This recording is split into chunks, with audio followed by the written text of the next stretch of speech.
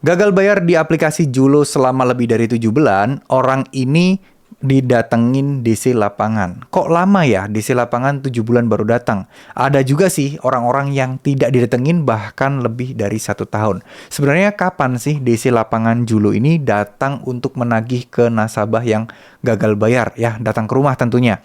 Terus parameternya apa dan apa yang harus kita persiapkan ketika DC lapangan Julo ini datang ke rumah kita?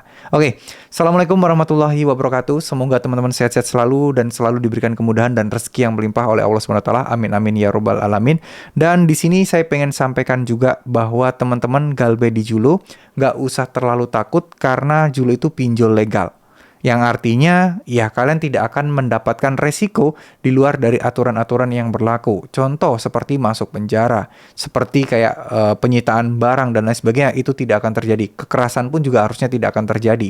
Kalaupun iya, itu udah masuk ke ranah kriminalitas. Oke, jadi kalau memang ada yang udah didatengin 3 bulan, 6 bulan, 7 bulan, nah itu sebenarnya memang tergantung kondisi dan juga DC-nya. Terkadang DC lapangan menagih ke rumah itu berdasarkan skala prioritas. Berdasarkan ya memang mereka sudah ada schedule-schedule-nya mana yang akan didatengin, mana yang tidak dan mana yang didahulukan dan mana yang dikesampingkan atau taruh di urutan paling bawah. Nah, hal ini itu juga berkaitan dengan profil keuangan teman-teman dan bagaimana cara teman-teman untuk merespon ketika ada proses-proses penagihan seperti itu. Ya, apakah kalian kooperatif, apakah kalian ini masih punya pekerjaan tetap yang penghasilannya sebenarnya lumayan tapi masih belum bisa bayar-bayar. Semua hal itu tentu saja menjadi pertimbangan bagi tim analis dan tim penagihan mereka.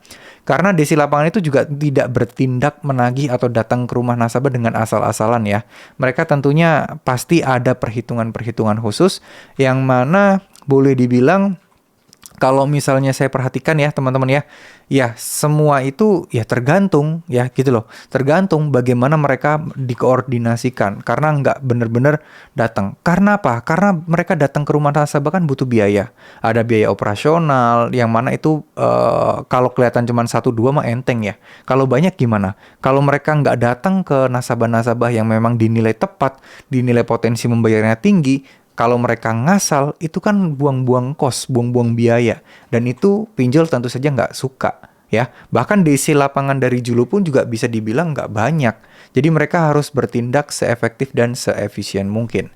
Nah, kalau ditanya berapa lamanya, tentu saja tidak bisa dipastikan. Tapi biasanya rata-rata lebih dari 3 bulan sih, rata-rata ya. Adapun kasus-kasus di bawah dari itu juga banyak sebenarnya, tapi ya apa ya, ibaratnya nggak lebih masih skalanya itu masih lebih besar untuk di atas 3 bulan. Karena kalau lokasi kalian di Jabodetabek mungkin masuk akal ya. Tapi kalau di kota-kota besar lainnya ya itu harus dipertanyakan juga. Pertama apakah ada DC-nya? Kalau ada pun biasanya DC-nya cuma 1, nasabah yang galbe banyak, ya otomatis jarang banget akan didatengin. Ya, atau mungkin kalau datengin butuh waktu yang cukup lama dan juga tergantung nominal kalian juga gitu loh. DC datang jauh-jauh tapi utang kalian cuma 400.000 kan nggak mungkin gitu ya. Jadi semoga apa yang saya sampaikan bisa bermanfaat. Nggak usah takut masalah galbe pinjol, nggak usah takut masalah galbe Julo, insya Allah aman. Yang penting niatkan dalam hati kalian untuk bisa menyelesaikannya, untuk bisa bebas dari jeratan hutang pinjol, untuk tidak menyentuh yang namanya pinjol lagi, maka jalan keluarnya pasti akan datang kok. Tetap tenang, teruslah berdoa, ikhtiar aja dulu, insya Allah pasti akan ada solusinya. Amin amin ya robbal alamin. Terima kasih. Wassalamualaikum warahmatullahi wabarakatuh.